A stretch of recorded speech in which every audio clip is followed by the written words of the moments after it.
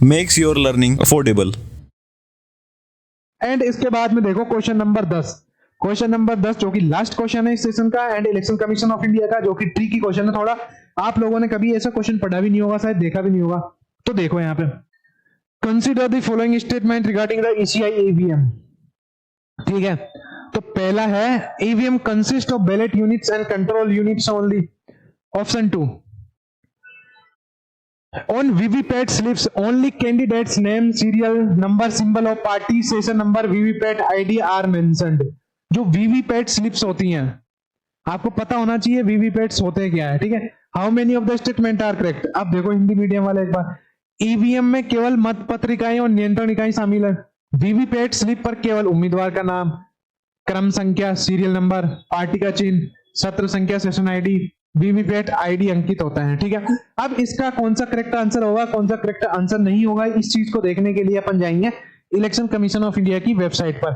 आगे एक बार देख लेते हैं कुछ क्वेश्चन है कि नहीं है। नहीं है, ये लास्ट क्वेश्चन है।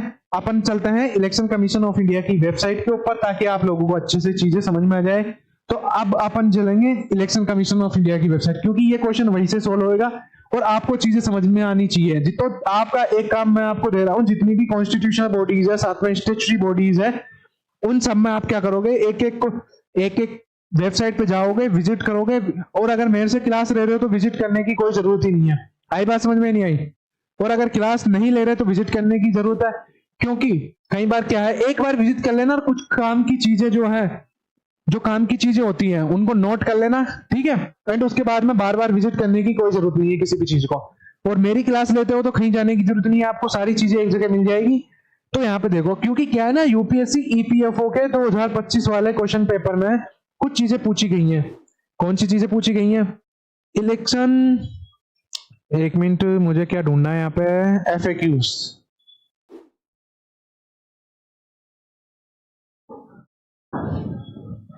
कौन कौन सी चीजें पूछी गई थी, देखो यार, FAQs ऑन EVM। कौन सी चीज पूछी गई थी? इलेक्शन, मतलब कि सुप्रीम कोर्ट ऑफ इंडिया की जो वेबसाइट्स है वहां से यूपीएससी के जो EPFO का पेपर हुआ था 2025, उसमें question sorry directly as it is line उठाई गई है। साथ में अगर अपन बात करते हैं किसकी, राजस्थान के PSI का जो टेलीकम्युनिकेशन का पेपर हुआ था, उसमें भी जो RPC की वेबसाइट है वहां से एज इट इज लाइन्स उठाई गई थी। तुम लोगों को टीचरों ने बताया नहीं होगा, क्योंकि टीचरों को पता नहीं रहता कहां से क्वेश्चन पूछा गया, कहां से नहीं पूछा गया। ठीक है, तो इसकी सारी चीज नहीं पढ़नी, सिर्फ अपन को जनरल क्वेरीज देखनी है।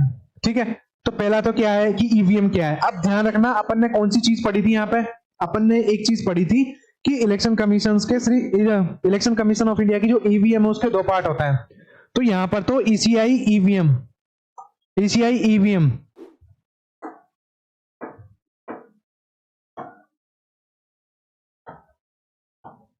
ECI EVM है, चल क्यों नहीं रहा,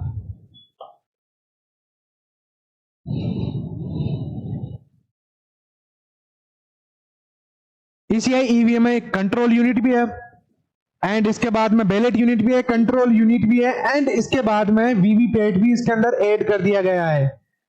क्लियरली दिख रहा है, नहीं दिख रहा? नहीं दिख रहा होगा, एक मिनट में कलर चेंज करता हूं यहाँ पे। अब देखो, अब दिख जाएगा। बैलेट यूनिट एक तो क्या है, बैलेट यूनिट, बैलेट यूनिट इसका पार्ट है EVM का। साथ में जो कंट्रोल यूनिट है, कंट्रोल यूनिट भी बैलेट EVM का पार्ट है। कंट्रोल यूनिट के बाद में सुप्रीम कोर्ट के डिसीजन में PUSCL वाले केस के अंदर VVPAT भी ऐड कर दिया गया। क्या ऐड कर दिया गया? VVPAT। तो 3 पार्ट होता है इलेक्शन कमीशन ऑफ इंडिया की इलेक्ट्रॉनिक वोटिंग मशीन के। कितने? 3 पार्ट। कौन कौन से? Ballot unit, control unit and VVPAT। आई बात समझ में नहीं आई? तो ये चीज ध्यान रखनी है आपको। एंड जो इलेक्शन कमीशन ऑफ इंडिया की जो EVM वोटिंग मशीन है उसको ECI EVM के नाम से जाना जाता है, उसका सही नाम ECI EVM है, ये भी आपको पता होना चाहिए। ठीक है, अब यहाँ पे आते हैं अपन वापस किस पे, अपने क्वेश्चन पर। अब आपको समझ में आ गया होगा। अब देखो यहाँ पे जो क्वेश्चन बोलता है EVM में केवल मत पत्रिकाएं, मतलब कि बैलेट यूनिट एंड नियंत्रण कंट्रोल यूनिट, ये 2 ही शामिल है। नहीं भैया, एक और चीज शामिल होती है इसके अंदर, VVPAT। इसका मतलब 3 चीज होती है इलेक्शन कमीशन ऑफ इंडिया के। तो पहला स्टेटमेंट अपना गलत हो जाएगा। और कितने कथन से ये पूछ रहा है, तो जो VVPAT की स्लिप होती है, जैसे ही अपन EVM में बटन दबाते हैं वोट का, तो VVPAT स्लिप के अंदर कौन कौन सी चीजें होती हैं।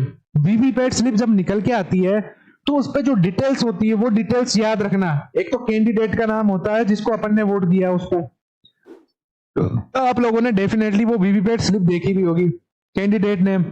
एंड इसके बाद में होता है उसमें सीरियल नंबर यानी कि क्रम संख्या।